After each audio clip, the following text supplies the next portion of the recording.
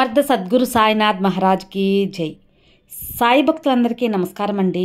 మన సాయినాథుని దయ వల్ల అందరూ సంతోషంగా ఉండాలి అని మనస్ఫూర్తిగా కోరుకుంటూ ఈ వీడియో స్టార్ట్ చేస్తున్నాను. ఇక ఈరోజు వీడియోలో మనం చూడబోయేది ఏంటి అంటే, రేపు శివరాత్రి చాలా మహాపర్వదినం. ఈ పర్వదినాన్న ముఖ్యంగా మనమందరమే శివాలయానికి వెళ్తూ ఉంటాం. శివునిని దర్శించి చక్కగా అర్చన చేయించుకొని అభిషేకాలు చూసి ఇలా శివ అనుగ్రహం పొందటానికి మనం శివాలయంకి వెళ్తాం కదండి. ఇప్పుడు చెప్పబోయే విధంగా ఒక 5 బిల్వ ఆకులతో మీరు చేయండి ఫ్రెండ్స్. తప్పకుండా మీరు ఏదైతే కోరుకుంటారో అది తప్పకుండా నెరవేరుతుంది. ఆ శివానుగ్రహం తప్పకుండా మీకు కలుగుతుంది. ఇక ఈ విధంగా ఎప్పుడు చేయాలి, అసలు సరైన కాలం ఏంది, అది ఎలా చేయాలి, ఎన్ని ఆకులు తీసుకోవాలి, ఆకుల మీద ఎలా చేయాలి అనేది పూర్తిగా ఈ వీడియోలో మీతో షేర్ చేయబోతున్నాను. వీడియో అయితే స్కిప్ చేయకుండా చూడండి, అప్పుడు మీకు క్లియర్గా అర్థమవుతుంది. ఎందువల్లంటే తప్పకుండా మనకు సంవత్సరంలో ఒకరోజు వచ్చే ఈ శివరాత్రికి మనం ఇట్లాంటి చిన్న చిన్న పనులు చేసినప్పుడు భగవంతుని పరిపూర్ణ అనుగ్రహం కలుగుతుంది. అది ఏంటి అని చెప్పి మీకు ఈ వీడియో చివరి వరకు చూస్తే మీకే క్లియర్గా అర్థమవుతుందన్నమాట. ఇక వీడియోలోకి వెళ్ళబోయే ముందు, ఈరోజు గురువారం కదా ఫ్రెండ్స్, గురువారం రోజున బాబా గారికి నేను 5 దీపాల పూజ స్టార్ట్ చేశాను. చాలా చక్కగా చేసుకొని పూజ అనేది పూర్తి చేసుకున్నాను అనమాట.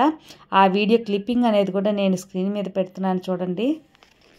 బాబా గారిని మీరు దర్శించుకోండి ఫ్రెండ్స్. పూజలు 5 దీపాల పూజ దర్శనం బాబాదన్నమాట. ఈరోజు గురువారం రోజు, ఇంకా 4 రోజులు నాది కంటిన్యూగా ఉంది. చాలామంది కూడా ఎప్పుడో చాలా రోజులు పెట్టిన ఈ 5 దీపాల పూజ గురించి కామెంట్ అనేది పెడుతున్నారు. ఇంకా డౌట్స్ అనేది కూడా అడుగుతూ ఉన్నారనమాట కామెంట్స్లో.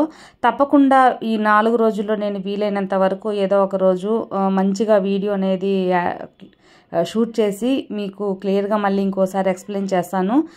ఎవరైనా చేసుకోవాలనుకునే వాళ్ళు తప్పకుండా డౌట్ లేకుండా కూడా చేసుకోవచ్చు అన్నమాట. అలా చక్కగా బాబా గారి పూజ అనేది పూర్తి చేసుకొని మా గురించి, అలాగే మన సాయి పలుకులు ఫ్యామిలీ అందరి గురించి వేడుకొని ప్రతి ఒక్కరికి బాబా ఆశీస్సులు తోలకాలి, వాళ్ళ కోరికలు నెరవేరాలని మనస్ఫూర్తిగా కోరుకున్నానండి. మీకు అందరికి కూడా గురువారం శుభాకాంక్షలు, అడ్వాన్స్గా మహాశివరాత్రి శుభాకాంక్షలు. రేపు మహాశివరాత్రి కాబట్టి ప్రతి ఒక్కరు కూడా శివాలయానికి తప్పకుండా వెళ్తారనమాట. ఎందువల్లంటే చాలామంది శివుని విగ్రహాలు ఇంట్లో పెట్టుకోరు.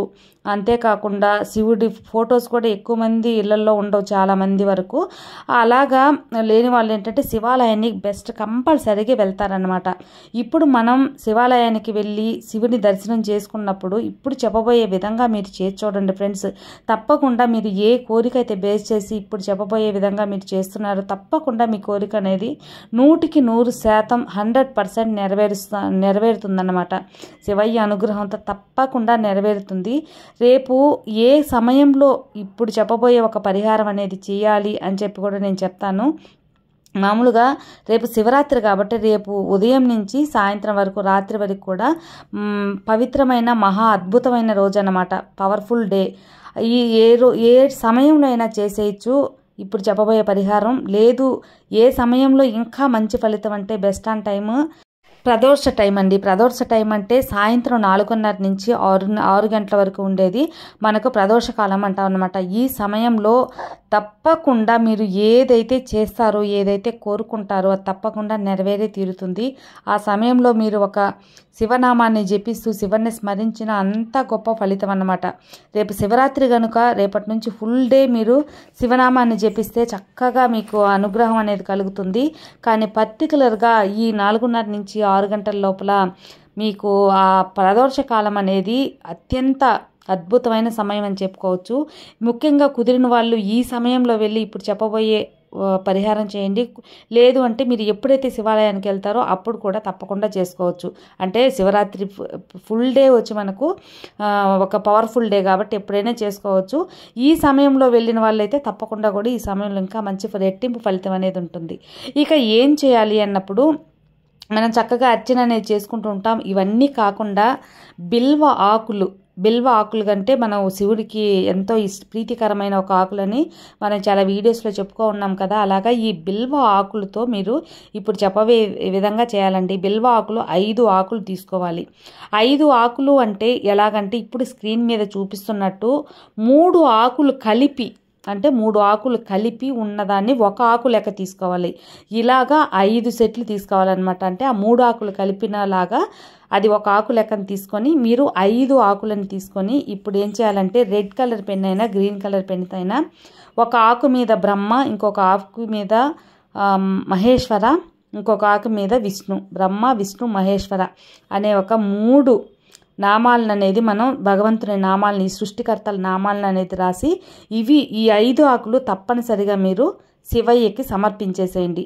మీరు అర్చన చేసేటప్పుడు ఇస్తారో అర్చన చేసేటప్పుడు ఇస్తారో లేకపోతే సపరేట్గా పూజారికి మీరు పండ్లు పెట్టిస్తారో ఎలాగైనా సరే మీరు రాసిన ఆ ఆకులు, ఆ బిల్వ ఆకులు అనేది 5 శివయ్యకి చేరాలన్నమాట. అలాగా మీరు శివాలయంలో ఇచ్చేసేయండి. తప్పకుండా మీరు ఏ కోరికైతే కోరుతారో ఆ శివయ్య అనుగ్రహం పరిపూర్ణంగా ఉండి మీరు కోరుకున్నది, మీరు అనుకున్నదండి తప్పకుండా జరిగే తీరుతుందండి.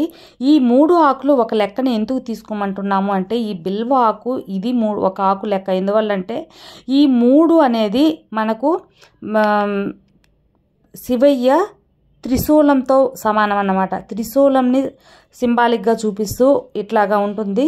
ఇంకా త్రిమూర్తులు బ్రహ్మ విష్ణు మహేశ్వరులు వాళ్ళని ఉద్దేశించి ఇలాగా ఉంటుంది. ఇంకోటి శివయ్యకు 3 కన్నులు, ఆ 3 కన్నులు కూడా ఉద్దేశించి ఇలా ఈ బిల్వ ఆకు అనేది చెప్పబడింది అనమాట. కాబట్టి ఈ బిల్వ ఆకు మీద మీరు ఈ సృష్టికర్తలైన బ్రహ్మ విష్ణు మహేశ్వరులైన ఈ యొక్క నామాల్ని రాసి మీరు శివయ్యకి అర్పించినప్పుడు తప్పకుండా శివయ్యకి సంతోషంగా మీకు మీద కరుణ అనుగ్రహం అనేది పరిపూర్ణంగా ఉంటుందండి. ఇది ఎంతలే అనుకోకుండా మీరు తప్పకుండా చేసే తీరాలి, చేయండి.